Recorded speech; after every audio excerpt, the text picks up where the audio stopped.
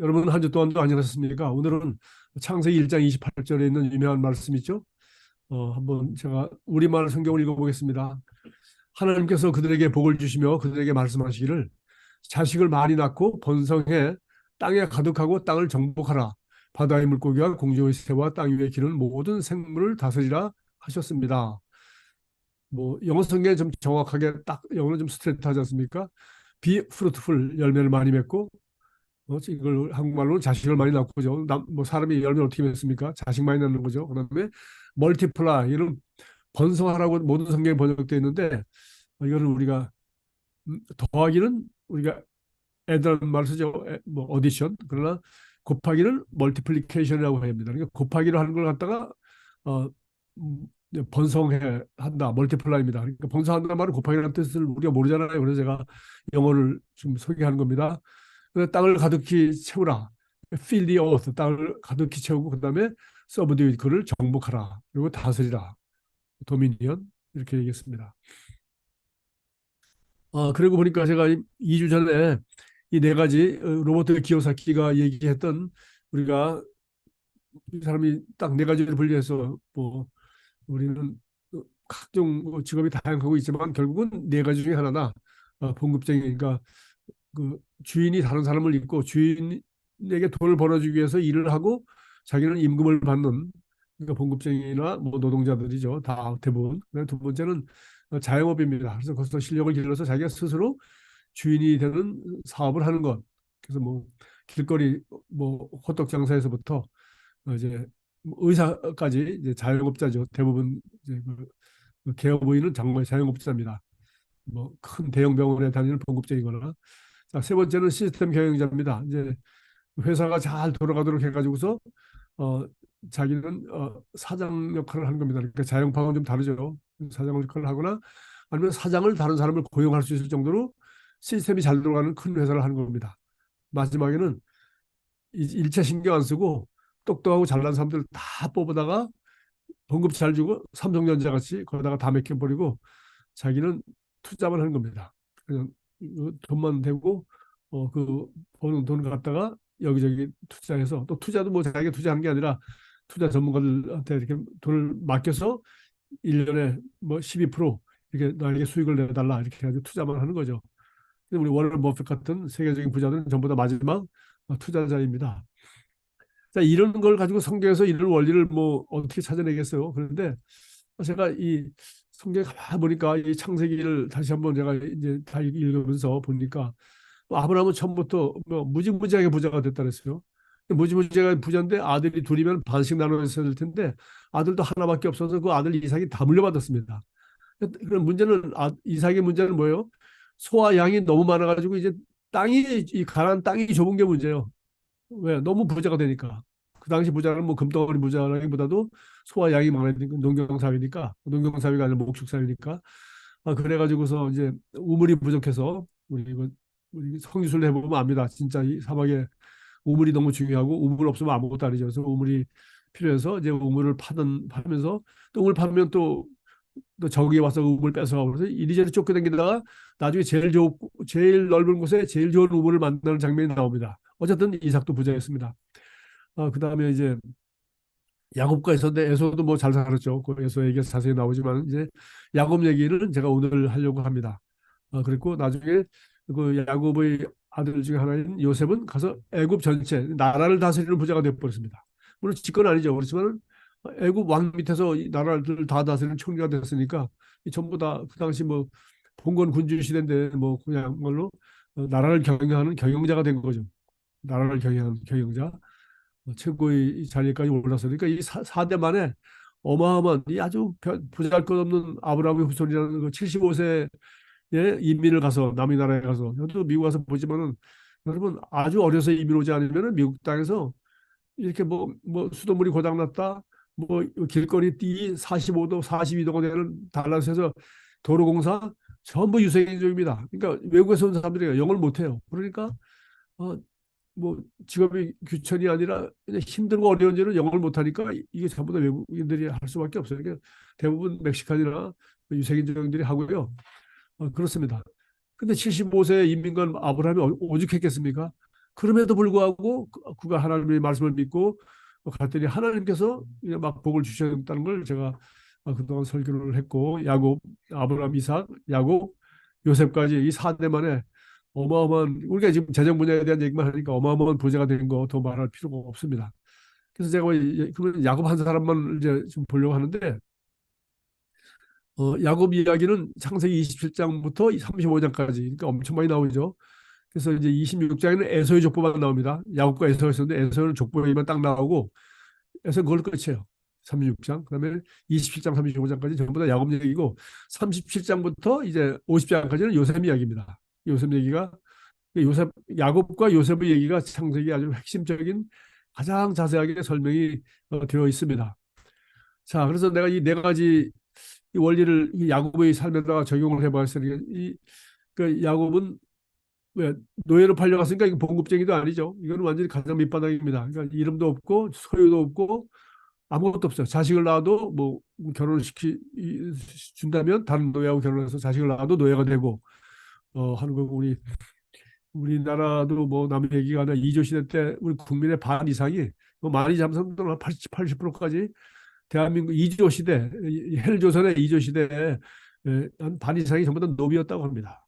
그러니까 뭐 이거 인간다운 삶을 전혀 살지 못하는 것이 우리 이조 시대였다고 생각을 하고 그 문호한 대통령이 문호한 이제 왕이 결국 나라를 망치고 하는 한서 일본 사람의 종이 될 수밖에 없었죠. 이제 그런데 어쨌든 그런 시절에 이제 바로 이 종이었습니다. 종이니까 봉급쟁이만도 못하지만은 그런 어, 맡은 일을 열심히 잘하는 것은 뭐 분명해요. 얼마나 잘했는지는 제가 참 좋아하는 규절인데 창세기 31장 38절부터 42절까지 제가 읽겠습니다. 창세기 31장 이제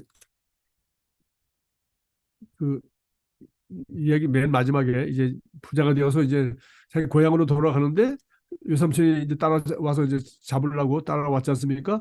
그때 이제 그 외삼촌한테 항변을 해. 그동안 이 사람이 이렇게 불평하고 살았다는 게 아닙니다. 이제 자기가 정당하게 이제는 고향으로 가려고 하는데 품값 떼먹고 하는 외삼촌이 따라와서 이제 자기를 죽이려고 자기 자식과 뭐 이런 것들 다 뺏어가려고 하니까 하나님이 못하게 했죠. 그러나 그때 마지막에 가서 20년 동안 쭉 일하다가 마지막에 그 주인인 외삼촌한테 이제 항변하는 장면이 이게 딱 하나밖에 안 나와요. 그러니까 이 사람이 주인한테 불평을 하거나 왜 이렇게 나를 뭐 봉급을 짓게 해주냐는데 취직할 때는 저를 뽑아주기만 하면 제가 아주 열심히 일하겠습니다. 그러고 나중에 그 다음부터는 이제 맨날 뒷전에서 투덜투덜대고 뭐 딴소리하고 어디 가서 고소하고 이런 삶이 아닙니다. 그냥 불평 한마디 없이 일을 했다가 마지막에 20년 마지막에 딱 한마디가 나옵니다. 이거 보십시오. 얼마나 감동적인가. 31장 이 모든 저희 정말 이 봉급쟁이는 이렇게 일하면은 오늘 잠언 22장 29절 말씀처럼 내가 자기의 일에 능숙한 사람을 보는 자 이러한 사람은 왕 앞에 설 것이요 천한 자 앞에 서지 않을 거다. 이런 사람은 왕 앞에 선다. 그러니까 최고로 진급하고 최고로 주인한테 인정받는 사람이 된다. 어떻게? 자기 일에 능숙한 사람은. 이 야곱보다 더한 사람이 누가 있겠어요? 제가 보겠습니다. 31장 38절 내가 이 20년을 외삼촌과 함께 할 거니와 외삼촌의 암장들이나 암염소들이 낙태하지 아니하였고 양을 너무 잘 돌봤다는 거죠. 또 외삼촌이 양떼의 순양을 내가 먹지 아니하였으며 물려찢긴 것은 내가 외삼촌에게로 가져가지 아니하고 낮에 도둑을 맞았든지 밤에 도둑을 맞았든지 외삼촌이 그것을 내 손에서 찾았으므로 내가 스스로 그것을 보충하였으며 내가 이와 같이 낮에는 더위와 밤에는 추위를 무릅쓰고 눈 붙일 겨를도 없이 지냈다이다. 내가 외삼촌이 집에 있는 이 20년 동안 하루 이틀 한 게 아니라 20년을 청춘을 바친 겁니다. 외삼촌이 두 딸을 위하여 14년, 외삼촌이 양떼를 위하여 6년을 외삼촌에게 봉사했거니와 예, 그 딸 둘 얻고 예, 그렇게 했습니다. 또 나머지 6년 또 했고요. 외삼촌께서 내 품삯을 10번이나 바꾸셨으며 봉급 올려주긴커녕 계속 10번 계속 깎은 거죠.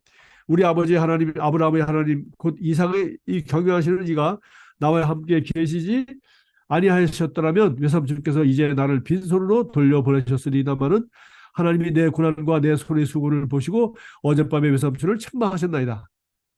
결국은 하나님이 직접 개입해가지고 너 야곱한테 손대지 마라.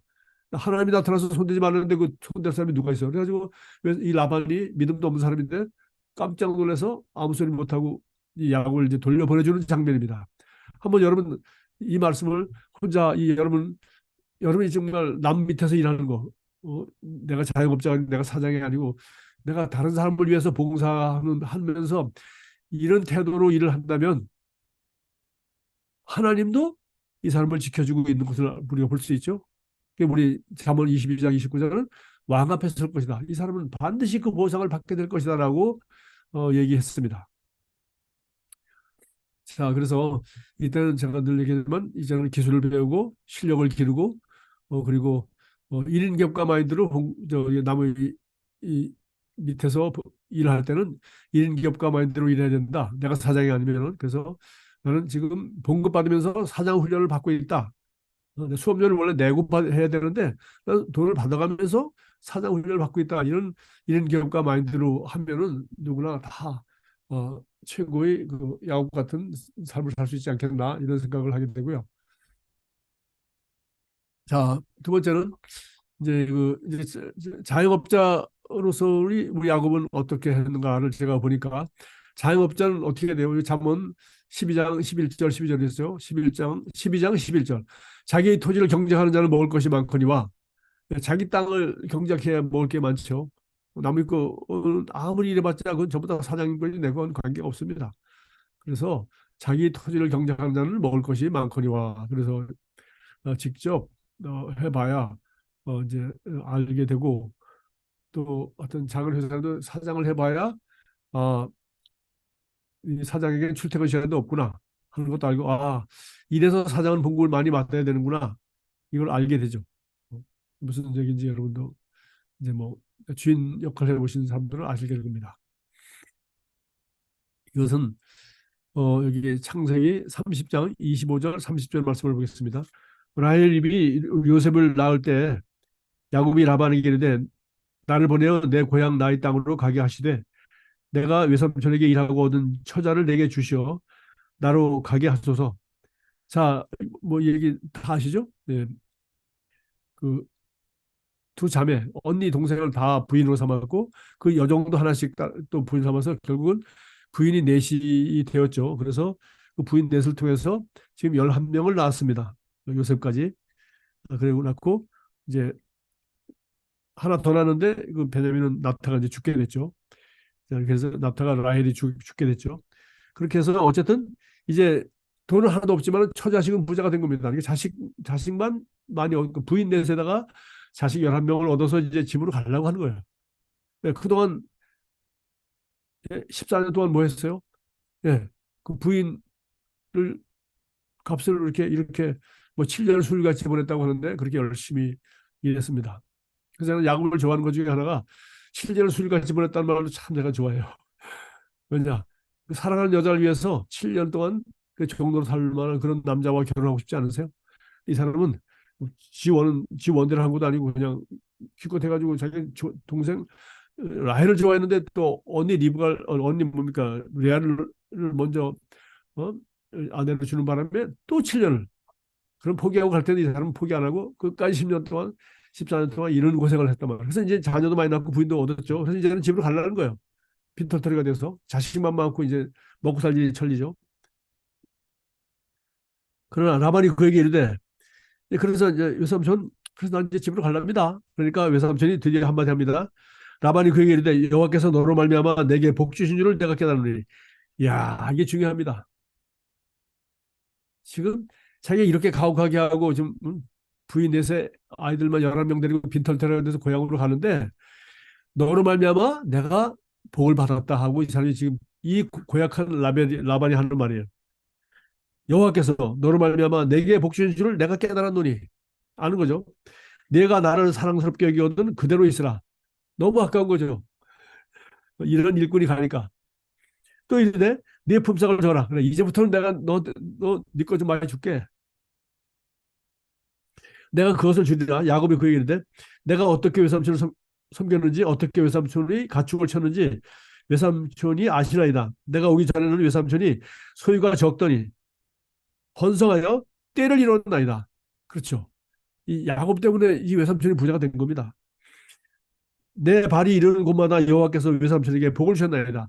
그러니까 이 봉급시대가 되는 사람들은 항상 이런 야곱 같은 태도와 야곱 같이 일을 하면은 이런 믿음을 가져야 돼. 왜? 나로 말미암아 당신의 회사는 반드시 복을 받게 될 것입니다. 하나님이 나에게 복을 주시고 나에게 복을 주시기 위해서 당신 회사를 축복하실 겁니다.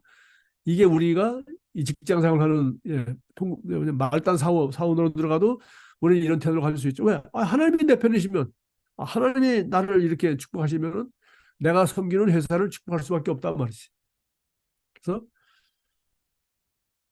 그러나 나는 언제나 내 집을 세우리니까 내가 이렇게 해가지고 외삼촌은 부자가 되고 잘 되고 우리 하나님이 복을 주셔서 했지만 외삼촌이 내 걸 하나도 안 주니까 나는 언제 먹고 살죠? 나는 언제 내 집을 세우니까 나는 애들만 집은 진짜 세웠어요. 왜? 11명을 낳았으니까 이게 사실은 부자인데 그건 나중에 나오는 얘기죠. 야, 나는 내 집을 세우니까 라반이 이르되 내가 무엇으로 내게 주랴. 야곱이 이르되 외삼촌께서 내게 아무것도 주지 않아도 나를 위하여 이 일을 행하시면 내가 다시 외삼촌의 양떼를 먹이고 지키리다. 예, 저한테는 봉급 주실 필요 없습니다. 그러나 이렇게 해주세요. 그러면은 됩니다. 그게 바로 뭐 아롱질문이 뭐 얼룩질문이 이거 이 얘기죠. 자, 이게 이제 이 얘기는 좀 길고 복잡해서 내가 얘기 안 하겠습니다. 어, 오늘 내가 외삼촌 양떼 돌아다니며 그 중에서 아롱질과 점 있는 것과 가려내서 그러니까 새카맣거나 하얀 거 예거는 이건 전부 다 외삼촌 거로 하고 지금 여기 보니까 점 하얀데 까만 점이 있거나 까만데 하얀 점이 있거나 줄무늬가 있거나 이런 놈이 있으면은 그 몇 마리가 있단 말이죠. 이걸 나한테 주십시오. 그리고 앞으로 양떼가 새끼를 할 때 무조건 이렇게 줄무늬거나 있거나 아롱지거나 이런 거 있으면 무조건 내 거고 아니면 전부 외삼촌 거 하십시오. 라고 했어요. 이제 여기가 지금 오늘 제가 하려고 하는 이게 핵심입니다. 이거 뭐 이게 뭐 우생학적으로 유전공학적으로 뭐 이게 과학적으로 이게 얼마나 맞는 얘기인지는 모르겠어요. 그러나 여기 놀라운 얘기입니다. 이 37절부터 43절까지 이 보는데 이게 지금 예? 이제 31절부터 33절까지 이제 약속을 했죠. 그렇게 하기로. 그래, 그걸 그렇게 해라 했습니다. 그래서 세 번째 이 야곱이 여기서 적용한 게 이게 어디서 나왔죠? 14년 동안 얘가 양을 치면서 어떻게 양이 새끼를 낳는지 또 어떻게 튼튼한 양들이 어떻게 교미를 시켜야 이놈들이 새끼를 잘 낳고 뭐 이것저것 해서 하여튼 여기 설명이 안 돼 있지만 또 설명해도 우리가 못 알아듣게 돼요. 전문 분야니까. 여러분 한 가지 일을 14년 동안 자기가 이렇게 해서 계속 양들이 번성하는 걸 봤단 말이죠. 그러니까 이 사람은 이 방면에 도가 통한 사람인 거예요. 어떻게 해야 이 양이 이 새끼를 잘 낳고 또 새끼가 잘 자라고 뭐 낙태한 새끼도 하나 없다 그랬잖아요.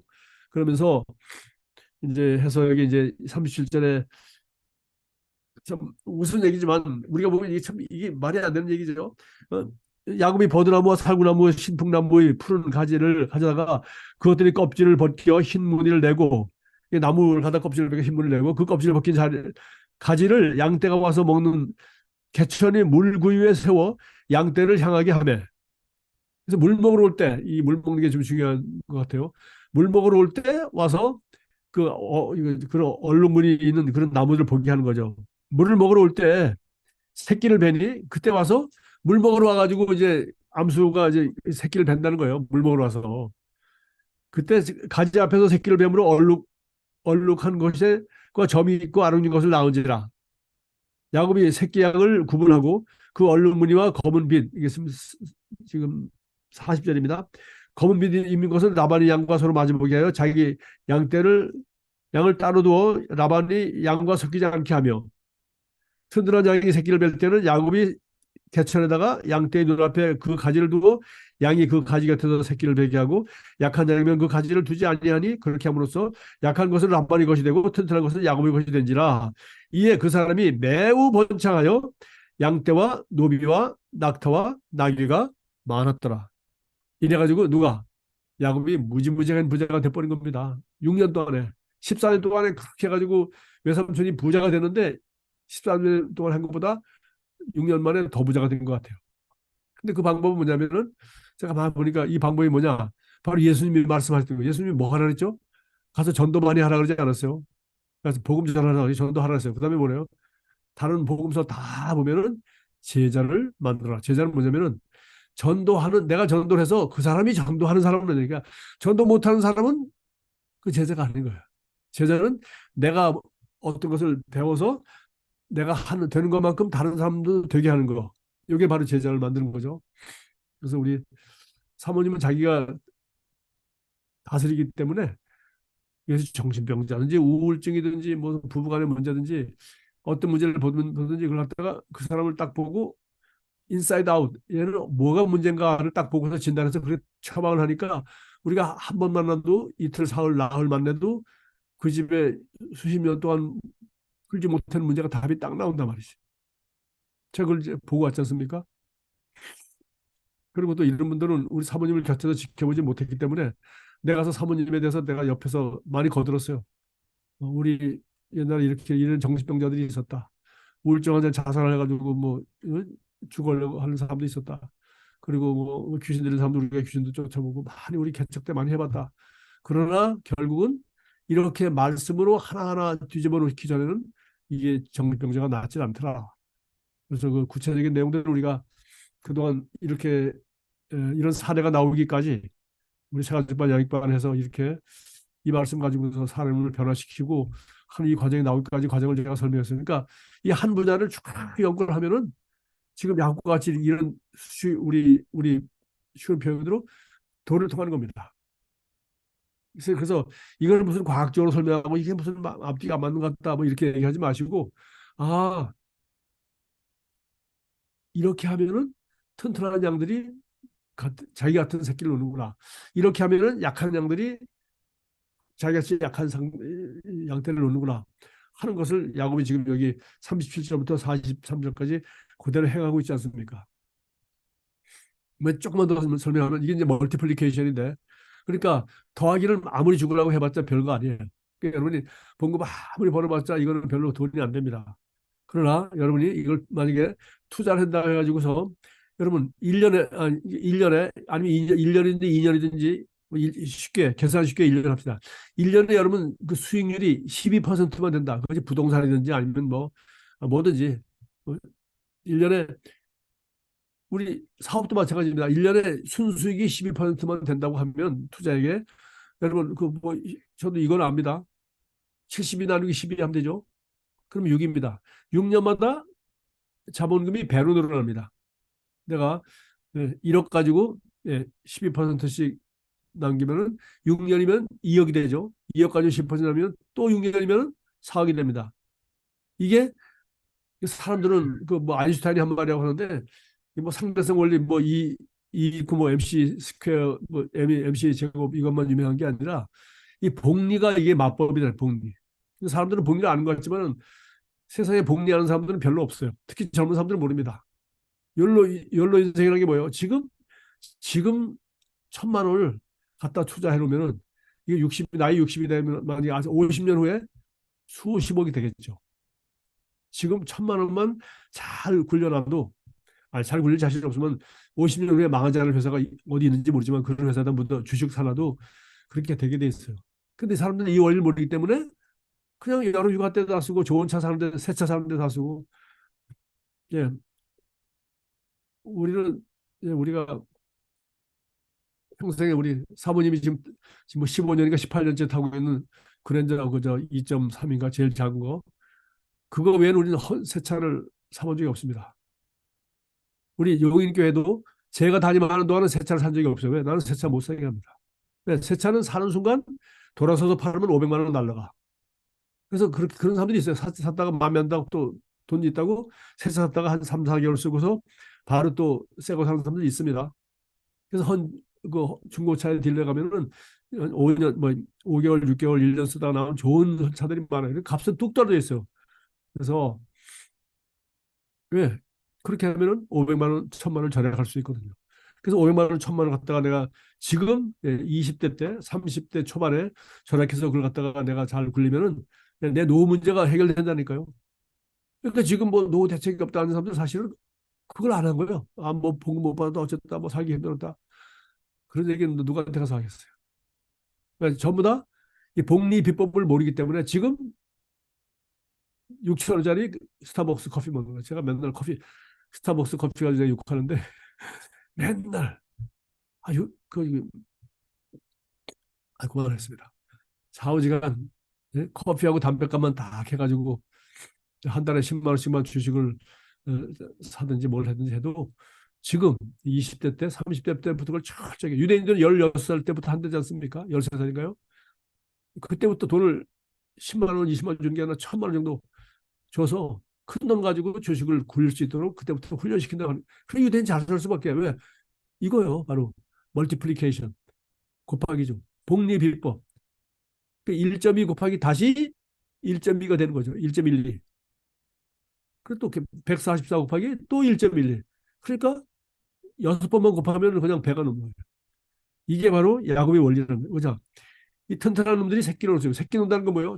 자기와 같은 제자를 하나 만들어낸다는 얘기 아니에요. 더하기 남고 하나 뺏어오는 게 아니에요.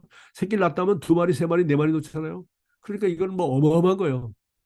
그래서 이 원리를 지금 여기서 이렇게 얘기하는 겁니다. 이걸 제가 사실 이것도 그냥 뭐 이건 사실 지금 그 우생학적인 얘기인데 가만히 보면은 여러분 물 먹으러 올 때 새끼를 벤다는 거 이게 제가 우리 목회에 적용한 거인지 여러분 아십니까?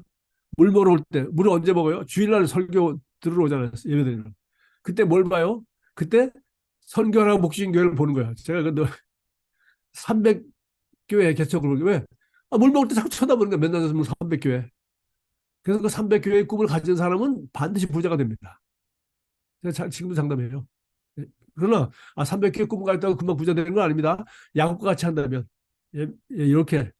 이렇게 확실한 봉급쟁에서 확실한 자영업자에서 확실한 시스템 기업자 이 지금 제가 하는 이 네 가지 원리를 저는 로버트 기요사키처럼 사업해서 실천을 못했지만 이 원리는 저는 미리 알고 있었죠. 그래서 제가 개척 때부터 붙여놨던 거예요. 선교하라 목신교회.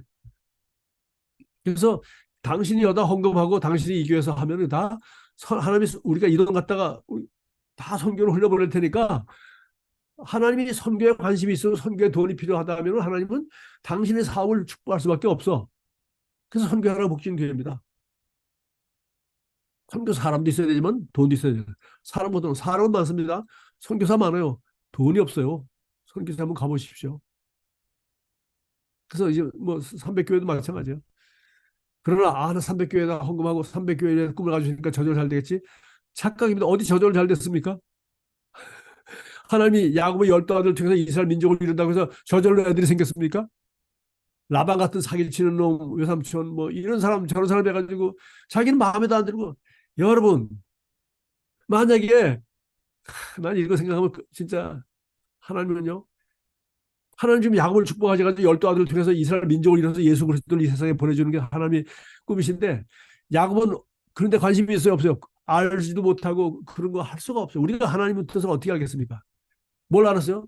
자기는 라헬의 얼굴에 빠져가지고 라헬을 좋아해가지고 라헬과 결혼했어요.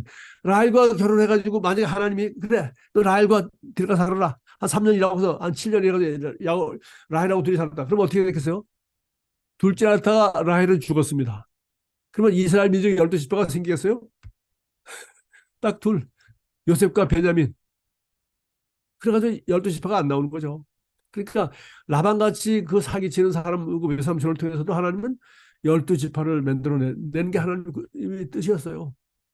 야곱의 뜻대로 하면은 아니 둘째 아이 놓다가 죽고 그러면 어떻게 해요? 이제 야곱은 사랑하는 부인 죽고 혼자 이제 무슨 낙으로 살겠어요?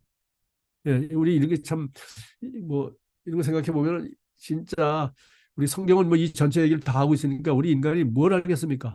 이게 야곱은 다행히도 자기 꿈대로 안 되고 라헬만 데리고 사는 게 아니라 레아와 그다음에 그 여종들하고 다 해서 그렇게 살다 보니까 11명을 낳고 마지막 베냐민 놓다가 자기 라헬이 죽어버렸단 말이지. 그때는 이미 12명이나 낳았고 그때는 이미 부자가 되었고 그때는 이미 예, 이스라엘이라고 이름도 바꿔버렸습니다. 그러니까 그때는 이제 하나님이 야곱을 통해서 하고자 하는 큰 그림이 기초가 완성돼 버렸어요. 그 사실 라헬은 죽어도 괜찮아. 죄송합니다. 근데 왜 라헬인데 왜 그 얘기 하세요? 이 라헬이 그 다음 장에 나오잖아요. 얘가 믿음이 하나도 없더래요. 얼굴만 예쁘지. 예, 그 드라빔 있잖아요. 그거 그 귀신 섬기는 거. 그거 훔쳐가지고 가잖아요. 누가? 라헬이. 그러니까 하나님은 이걸 다 보시고 이렇게 믿음에 도움이 안 되는 애는 그냥 빨리 오는 게 낫겠다. 그리고 애기 놓다 뭐 하나님이 뭐 그렇다고 뭐 애기 놓다 죽인 건 아니지만 도움이 안 됩니다. 그리고 야곱은 예, 그때부터 오래오래 살면서 그 요셉이 애굽 총리가 돼서 아버지를 부를 때까지 오래오래 살잖아요. 이스라엘 민족을 이루고 살지 않습니까? 자, 이제 세 번째는 이제 뭐 시스템이죠. 그래서 여기 이제 곱하기 원리 제가 했습니다. 어, 곱하기 원리. 그래서 물을 먹으러 올 때니까 이 말씀 소망 이게 여러분이 하나님 말씀을 듣고 할 때 제가 그 선교하는 목진교회 300교회 개척 이거 제가 써보지 똑같은 거 써보시는 이유 여러분 여기서 제가 배웠던 거고요. 그다음에 양떼를 두어 이 나발의 양과 섞이지 않게 하는 거 이게 섞이면 안 됩니다. 그래서 제가 지내갔으니까 얘기할게요. 성도가 와서 제대로 은혜를 받고 제대로 정말 제자가 될 만하다 싶으면은 내가 반 나눴어요. 그러면 제가 셀리다가 그 제자 훈련을 잘 시키는 셀리다가 제가 보내줘요. 그러나 뭐 딴 교회 뭐 다니고 평생 동안 별로 은혜 못 받다가 조금 은혜 받다고 와서 아 이 사람은 뭐그 옛날 스타일이 딱 굳어져서 제자를 우리 교회 와서도 뭐 말씀 좋다고 오긴 왔지만은 제대로 제자가 안 되겠다 싶으면 제대로 제자 삼지 못하는 셀로 보내. 죄송합니다. 네, 섞어 놓으면은 둘 다 안 돼. 그래서 우리 교회에서 셀이 잘 되는 그 번영하고 배가하는 데는 지가 뭐 잘하기도 했지만 사실은 제가 될 만한 사람을 자꾸 글로 보내줬어. 보십시오. 섞여놓으면 안 된다니까. 이 뜨겁게 은혜 받고 와가지고 가서 맨날 뭐 어떻고 저떻고 뭐 저는 이렇게 은혜 받았어요. 그러면 다 그렇게 돼. 왜? 보고 배우는 게 그거니까. 그래서 섞어놓으면 안 됩니다. 제자는 제자들끼리만 해야 되고 그냥 사고 안 칠 사람도 있어요. 열매도 못 맺고 뭐 하는 사람은 사고 안 치면 사고만 안 치고 가만히 있으면 되니까 배수 굿. 그냥 거기 왜 그게 원하는 거니까 자기가 복을 받고 그냥 그 정도 살고 싶어 하니까. 근데 절대 섞이지 않게 했다. 이것도 참 맞는 말이고요. 그래서 이 43절 보십시오. 30장 43절. 이에 그 사람이 매우 번창하여 양떼와 노비와 낙타와 나귀가 많았더라. 이게 이제 우리 개혁 성경인데 영어 성경은 in this way 이런 방법으로 제이콥 became a very wealthy 매우 부자가 되었으며 he had many flocks 그러니까 수많은 양떼와 종들과 낙타와 당키 나귀가 많았다. 그리고 우리 메시지 바이블은 더 실감나게 번역해서 The man get richer and richer 점점 더 부자가 되고 그리고 엄청난 그 양떼를 거느리고 있었으며 뭐 엄청난 종들이 있었다. 그렇게 번역을 했어요. 자, 그런데 제가 이제 여기 다 끝나기 전에 이제 결론이 뭐냐면은 그러면 야곱이 이렇게 자기 실력과 기술과 그뭐 대단하죠. 그것만 가지고 여기 지금 제가 설명한 그 30장 37절부터 여기 43절 이것만 가지고 부자가 됐냐? 절대 아닙니다. 그 이야기가 뒤에 나와요. 바로 31장에 보니까 7절부터 12절까지 읽어볼게요. 31장 7절부터 그대들의 아버지를 섬겼거늘 그대들의 아버지가 나를 속여 품삯을 10번이나 변경하였느니라. 그러나 하나님이 그를 막아서 나를 해치지 못하게 하였으며 지금 도망가다가 이제 잡혔을 때 한 얘기죠. 그가 이르기를 점 있는 것이 내 싹이 되시라 하면 온 양떼가 낳은 것이 점 있는 것이 되고 또 품삯 10건 받거든요 그거요. 그러니까 점 있는 것이 네 싹이 되라 하면 전부 점 있는 것만 많이 나오니까 아니야. 이제 점 있는 건 내 거 하고 점 없는 건 네 거야 하면은 또 하나님이 또 점 없는 건 또 많이 나오게 하는 거예요. 이게 야곱이 최선을 다하고 정말 이런 엄청난 방법을 썼지만 야곱이 마음대로 된 게 아니죠. 예, 그걸 갖다가 라반이 또 거짓말함에도 불구하고 지금 이 야곱이 고백하는 거 보세요. 그가 이런 걸 점인 것이 내 삭시되라 하면 온 양떼가 낳은 것이 점인 것이 되고 또 얼룩무늬 있는 것이 내 삭시 되리라 하면 온 양떼가 낳은 것이 얼룩무늬 있는 것이니 이거 누가 그렇게 했겠어요? 바로 나옵니다. 여기 9절. 하나님이 이같이 그대들의 아버지의 가축을 빼앗아 내게 주셨느니라. 누가 했어요? 하나님이 하시는 일. 그러니까 우리가 최선을 다해야 돼요. 머리도 쓰고 노력하고 야곱처럼 그 방면에 전부가 되면 그러나 결국은 하나님이 하셔야 이제 하나님이라고 자기가 얘기했어요. 내 기술이 좋아서 내 방법 쓰니까 다 부자 됐다 얘기 아니에요. 하나님이 그렇게 내가 아무리 그렇게 해놔도 사실은 자꾸 기준을 자꾸 바꾸니까 열 번이나 바꿨다니까 도저히 안 되는데 하나님이 이같이 그대들의 아버지의 가축을 빼앗아 내게 주었느니라. 그 양떼가 새끼를 뵐 때 내가 꿈에 눈을 들어보니 이 꿈이니까 또 하나님 말씀이죠. 꿈을 통해서 역사해요. 꿈에 눈을 들어보니 양떼를 탄 순양은 다 얼룩무늬 있는 것과 점 있는 것과 아롱진 것이었더라. 꿈에 하나님의 사자가 내게 말씀하시기를 야곱아 하기로 내가 대답하기를 여기 있나이다. 이르시되 내 눈을 들어보라. 양떼를 탄 순양은 다 얼룩무늬 있는 점 있는 것, 아롱진 것이니라. 라반이 내게 행한 모든 것을 내가 보았노라. 보고 하나님은 우리가 억울한 것 같아도 그걸 다 보고 계시고 하나님은 그래서 야곱이 부자가 되도록 다 하나님이 알아서 해준 거예요. 그러니까 우리가 사람한테 억울하다고 너무 사람 원망할 이유가 하나도 없어요. 하나님이 내 편이시면 누가 우리를 속여 먹으리요. 이렇게 해서 야곱은 이 모든 일이 하나님이 하신 일이라는 걸 하면서 제가 이제 지난번에 말씀 나눴던 시편 127편 주님께서 집을 세우지 아니하시면 집을 세우는 사람의 수고가 헛되며 주님께서 성을 지키지 아니하시면 파수꾼이 깨어 있음이 헛된 일이다. 열심히 집을 세우고 열심히 해도 내가 노력하지 말라는 게 아니야. 하지만 하나님이 함께 하시면 네 실력 가지고 되는 건 아니야. 그러니까 우리가 뭐 머리를 계산하고 이렇게 하면 이렇게 되겠다. 이거는 머리 쓰지 말라는 게 아니라 계획도 세우고 노력도 하고 해야 됩니다. 그러나 그거로 된다고 생각하면 큰 착각이다. 하나님이 복을 주셨는데 하나님이 사람을 몰아주시고 재물을 몰아주시고 그냥 하나님이 야구에 점이 있는 분이 니거 한다 그러면은 점이 있는 분을 낳게 하시고 없는 거 니게 한다 하라 하면 또 없는 거 하나님이 그렇게 하시다는 거죠. 일찍 일어나고 늦게 눕는 것과 먹고 살려고 애써 수고하는 모든 일이 헛된 일이다. 하나님이 함께 하시면 이게 이렇게 우리 노력으로 된 것만은 아니다. 진실로 주님께서는 사랑하시는 사람에게는 그가 잠을 자는 동안에도 복을 주신다. 이게 삼번역 참 잘했죠. 잠을 주신다가 아니라 잠만 줄 뿐만 아니라 물론 잠자는 것도 복이지만 잠을 자는 동안에도 복을 주신다. 자, 여러분 이제 이 투자하면 제가 이 말씀이 생각나는데 잠언 4장 7절이죠. 지혜가 제일이니 지혜를 얻으라. 내가 얻은 모든 것을 가지고 명철을 얻을지나. 이 인사이트 통찰 얘기죠. 제가 우리 사모님하고 상담하는 사람들 이렇게 옆에서 지켜봐도 뭡니까? 통찰 얘기예요. 그 사람 얘기를 가만히 들으면은 이게 문제구나. 그 마치 그 유명한 옛날에 한의사. 옛날 한의사는 청진기도 없고 아무것도 없잖아요. 그죠? 피검사도 안 하고 그냥 사람 딱 보고 안색 보고 손목 한번 잡아보고 이 진맥이라 하는 진맥. 맥박만 들어보면은 뭐 어떻게 처방해야 될지 알아요. 그래서 그게 뭡니까? 치혜입니다. 치혜가 제일이니 지혜를 얻으라. 이걸 얻기 위해서 공부도 많이 하고 임상 실험도 많이 하고 수많은 환자를 보고 수많은 실수를 하면서 배우는 거죠. 그러니까 이게 이런 그 경험과 지식과 노력과 이것이 다 합쳐서 드디어 통찰력이 나오는 거예요. 그래서 우리가 세계에서 제일 미국에서 두 번째는 첫 번째 부자가는 워렌 버핏 같은 사람이 뭐 하죠? 지혜를 얻기 위해서 뭐 성경을 보는지 모르겠지만 아마 맨날 신문 보고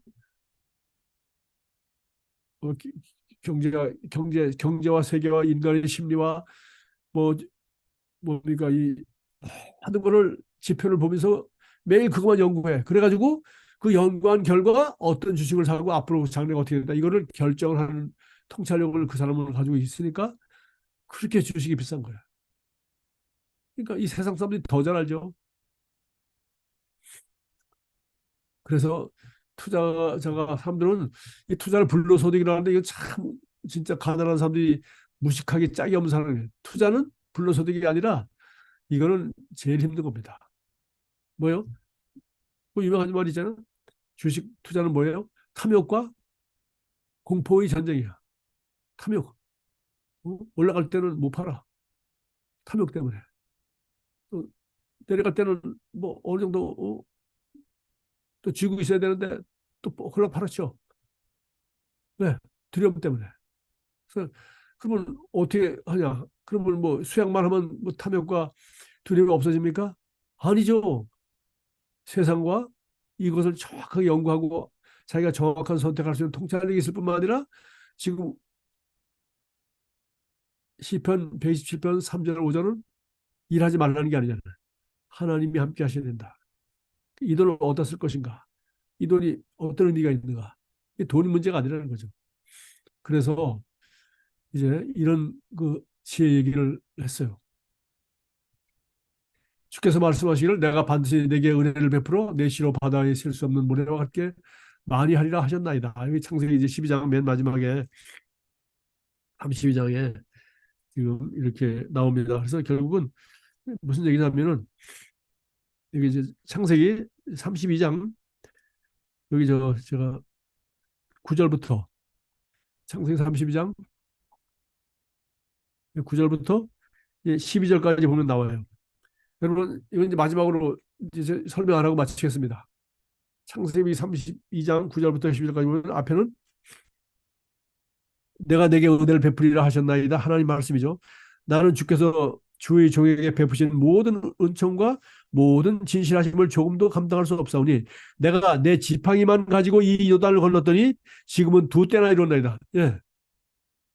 그 에서한테 줄까봐 도망가다 다 버리고 지팡이 하나밖에 짝대기 하나밖에 없이 빈손으로 가는 그야말로 노숙자였는데 지금 이렇게 부자가 됐어요. 부인 넷에 자녀 12에 거부가 돼가지고 지금 돌아오는 겁니다. 20년 만에. 그렇게 고약한 외삼촌 밑에서 고생을 많이 했지만 그러니까 이 사람은 지금 부자가 됐다는 얘기를 하고 있는 겁니다. 그 다음 맨 마지막 12절 주께서 말씀하시기를 내가 반드시 내게 은혜를 베풀어 내 씨로 바다에 셀 수 없는 모래와 같이 많게 하리라 하셨나이다. 이건 뭐예요? 지금 이렇게 부자가 되었지만 이게 다 어때요? 에서가 400명의 군사를 가지고 자기를 죽이러 온단 말이야. 20년 동안 동생 저놈이 내 장자권을 뺏어갔다고 한을 품고 살던 에서가 400명의 군사 가지고 자기 죽이러 온단 말이야. 자기만 죽는 것이 아니라 처자식 다 죽게 생기고 재산 다 뺏게 생겼어. 이게 뭡니까? 우리가 아무리 수고하고 부자가 되고 우리가 세상에서 아무리 좋은 걸 우러나도 이런 사건 한 번 나면 다 끝나는 거죠. 그때 이 사람이 거기서 하나님 앞에 이제 여러분 잘 알지 않습니까? 이제 32장 여기가 드디어 소위 야복강에서 브리엘의 기도입니다. 여기서 이름이 이스라엘로 바뀌죠. 여기서 하나님이 문제를 다 해결해 주시죠. 이제 우리 한국 교회는 이것만 강조해. 야복강에서 환도뼈가 부러지도록 기도했습니다. 기도해가 부자가 되면 여기 기도해가지고 부자가 되는 얘기는 한 군데도 없어요. 기도는 지금 이거 뺏길까봐 겁이 나니까 덜덜덜덜 떨고 기도했지. 여기 기도해가지고 부자 되는 얘기가 어딨어요. 일해가지고 부자가 됐지. 기도해가지고 부자 되는 게 아니에요. 그래가지고 맨날 야복강 기도만 하니까 그러면 기도하고 영적으로 잘 될지 모르지만 세상에서는 돈도 없고 자식도 없고 아무것도 없어. 지금 두 가지 얘기한 거예요. 보십시오. 그래서 내가 이렇게 부자가 되었고 내 시로 바다에 있을 수 없는 모래와 같이 맡기니까 자식 얘기하는 거죠. 12아들. 그래서 이 12아들 통해서 내 씨가 바다의 모래같이 될 것이라고 하나님이 약속하셨다는 약속의 말씀을 또 얘기하는 거예요. 바로 하나님 보십시오. 하나님이 내 사업과 내 일을 축복해서 내가 이렇게 부자가 되었습니다. 그래서 오케이. 그 다음에 하나님이 이렇게 자녀를 많이 넣어서 이렇게 자녀가 이제 12이 되었습니다. 됐어, 오케이. 그래서 이게 다 뭐예요? 하나님이 약속했잖아요. 내 씨가 바다의 셀 수 없는 모래같이 많게 하리라 하셨나이다. 그래서 이거는 뭐예요? 창세기 28장 13절 15절 야곱이 도망가다가 그날 밤에 그 천사와 사단이 올라가 내려가면서 보면서 하나님으로부터 들은 이야기죠. 아시겠어요? 그 약속을 그러니까 그 처음 하나님이 자기에게 보였던 비전을 갖다가 꼭 붙잡고 지금 20년 후에 그것이 그대로 이루어진 걸 지금 얘기한 거예요. 바로 믿음입니다. 여기 그 얘기 하나도 안 나왔지만 지금 이 사람 말을 보십시오. 그 꿈과 그 비전을 사기를 당하고 부인이 죽고 하여튼 온갖 어려운 일이 다 있었지만 그런 그 창세기 28장 제가 이거 참 좋아서 설교 많이 했습니다. 13절 15절에 나온 내가 너에게 허락한 것을 다 이루기까지 내가 너를 떠나지 아니하리라. 그게 지금 거의 다 이루어졌잖아요. 다 이루어졌잖아요. 20년 만에 다 이루어졌어. 부자가 되고 모래알같이 자식이 많아진다고 하는데 12아들 낳습니다. 요거까지야. 그다음에 이 12아들을 통해서 하나님이 이제 이 이스라엘 족보가 이제 구약 성경 드디어 나오기 시작하죠. 진짜 그렇게 됐습니다. 지금도 결국은 우리가 하나님부터 받은 비전, 하나님부터 받은 믿음, 그걸 붙잡고 살아갈 때 오늘 여기 창세기 32장 9절부터 12절까지는 두 개를 딱 나누면 큰 부자가 되고, 그다음에 자녀들을 많이 낳게 되었습니다. 왜냐면은 이 부자의 가장 고민이 뭐겠어요? 여러분 부자들, 여러분 부자잖아요, 그죠? 부자의 가장 큰 고민이 뭐죠? 여러분보다 더 큰 부자가 있다면 그 부자의 더 큰 고민이 뭐겠어요? 이걸 누굴 주지? 누굴 주고 나는 죽지? 왜? 부자도 죽어야 돼. 다 놓고 가야 돼. 누굴 주고 간단 말이에요. 그러니까 자식에게 주고 간단 말이지. 여기 보니까 그 당시에 뭐 아브라함은 이삭한테 받았고 이삭은 야곱한테 지금 달라고 하지 않습니까? 여기 보니까 보라 자식들은, 그래서 시편 127편에 이 갑자기 자식 얘기가 뚝딱하지 같이 후반절에 나오는 거예요. 보라 자식들은 여호와의 기업이요 태의 열매는 그 상급이로다. 젊은 자의 자식은 장사의 수직 화살 같으니, 그러나 이 젊은 자의 자식은 장사의 수직 화살 같으니, 그러니까 내가 쏜 화살을 받아서 더 쏠 수 있는 그런 훌륭한 자녀로 기르지 않으면은 속만 새기는 거죠. 있는 재산 다 털어먹고 아버지 빨리 죽고 유산 물려받기 원하는 이런 자식 나오면 된단 말이에요. 그러나 젊은 자의 자식은 장사의 수직 화살 같으니, 이 젊은 자녀를 잘 양육해서 내가 쏘는 화살물보다 더 잘 쏠 수 있는 그런 사람을 만든다면 그것이 그 화살도에 가득한 자는 복되도다. 그러니까 아버지 기업을 물려받아가지고 제가 얘기하다시피 이병철만 훌륭합니까? 이건희가 삼성전자를 세계 최고로 만들었잖아요. 나라를 먹여 살잖아요. 정종시면 유명합니까? 그 손자들이 지금 현대자동차도 하고 중국업다고 다 먹고 살잖아요. 그래서 뭐 좋은 예가 될지 모르지만 성경은 아브라함, 이삭, 야곱에서 야곱의 자녀들, 아니 요셉 같은 제자가 나와서, 요셉 같은 아들이 나와서 애굽을 통치하고 자기 민족을 살리는 사람이 거기 12명 중에 한 사람이 나왔단 말이지. 그러니까 보십시오. 이것이 그 화살도에 가득한 자는 복되도다. 그들이 성문에서 그들이 원수와 담판할 때 수치를 당하지 아니하리로다 함과 같으니라. 그래서 야곱 이야기 32장에 드디어 그 동네 이름이 야복강인데 그 이름을 자기 이름을 바꾸고 브니엘, 하나님의 얼굴을 봤다. 그리고 이름도 이제 이름이 뭐냐? 야곱이 너 아니다. 이스라엘 하나님과 겨루어 이겼다. 하나님이 함께 하시는 그런 위대한 사람이 된 거야. 하나님과 겨루 뭐 하나님한테 이겼겠어요? 결국은 하나님이 함께 하심으로 라반이 아무리 꾀를 써도 이길 수 없는 그런 사람이 됐단 말이지. 그리고 예, 에서와도 하나님이 함께 하셔서 에서와 화해를 하고, 에서 눈물 흘리면서 화해했죠. 그리고 아름다운 삶을 살고 이스라엘 민족의 조상이 되었습니다. 그래서 우리가 이스라엘 민족은 바로 야곱의 민족이죠. 야곱의 다른 이름 이스라엘 민족이라 하지 야곱 민족이라 하지 않습니다. 그래서 우리가 오늘, 저는 그냥 뭐 얘기가 좀 길고 복잡한 것 같지만 결국은 예수님의 요구를 한마디로 제적에다 적용한 것이 아니라 제자를 만들어, 그러니까 나와 같은 일을 할 수 있는 사람을 만들어내라. 그리고 그보다 제자가 더 잘할 수 있도록 만들어내면 이 사람은 그것이 복음 전하는 거든지 돈 버는 거든지 이런 복리로 되게 돼 있어요. 그러나 더하기밖에 못하는 사람은 복리가 안 됩니다. 아무리 저축해봤자 부자가 될 수가 없어요. 그래서 12%라도 남기면은 6년 만에 자본금이 배로 된다는 이 복리의 원리를 알아서 젊었을 때일수록 단돈 100만일수록 귀하게 여기고 투자를 하고 그런 거 할 줄 알아야 되고, 또 이런 것들을 잘 훈련시키지 않으면 우리 지금 AI 뭐 로봇가 다 직장 다 쓸어가는 이런 시대에 우리가 어떻게 두 가지죠. 재정적으로 번영하고 그다음에 자녀들이 여기 자녀 얘기만 했지만 우리 제자죠, 제자. 여러분이 뭐 자기 놓은 새끼만 제자입니까? 예수님이 무슨 뭐 자녀 낳았습니까? 전부 제자 아니에요. 예수님도 12명의 제자를 삼아서 그 제자가 자기처럼 순교하면서 제자를 삼는 역사 때문에 기독교가 이렇게 번성을 한 겁니다. 그러나 제자를 삼지 못하면 기독교는 아무리 부흥하고 그 성도가 아무리 많아도 전부 다 40년만 있으면 끝입니다. 우리가 자녀들에게 또 제자를 많이 삼아서 이렇게 번영하는 것이 하나님의 뜻이다 하는 것을 다시 한번 명심했으면 좋겠습니다. 기도하고 마치겠습니다. 하나님 아버지 감사합니다. 오늘도 우리 야곱의 생애를 보면서 어떻게 재정적으로 형통하고 그리고 자녀를 많이 낳아서 그 하나님의 기업을 계속해서 이스라엘 민족의 큰 축복이 되는 터전을 마련했는지를 저희들이 성경을 보았습니다. 이 귀하고 복된 아브라함과 이삭과 야곱과 요셉의 이야기를 읽으면서 저희들도 삶 가운데 구체적으로 실천할 수 있는 믿음의 큰 통찰력을 얻게 하시고, 무엇보다도 하나님이 함께 하심으로 하나님이 창세기 28장에서 야곱에게 약속했던 그 모든 비전이 다 이루어지는 생애를 살았던 것처럼, 우리도 우리 각 사람이 하나님이 우리에게 주신 비전을 다 이루고 주님 앞에 갈 수 있도록 우리의 은혜를 날마다 더해 줄 것을 믿고 감사드리며 예수님 이름으로 기도합니다. 아멘.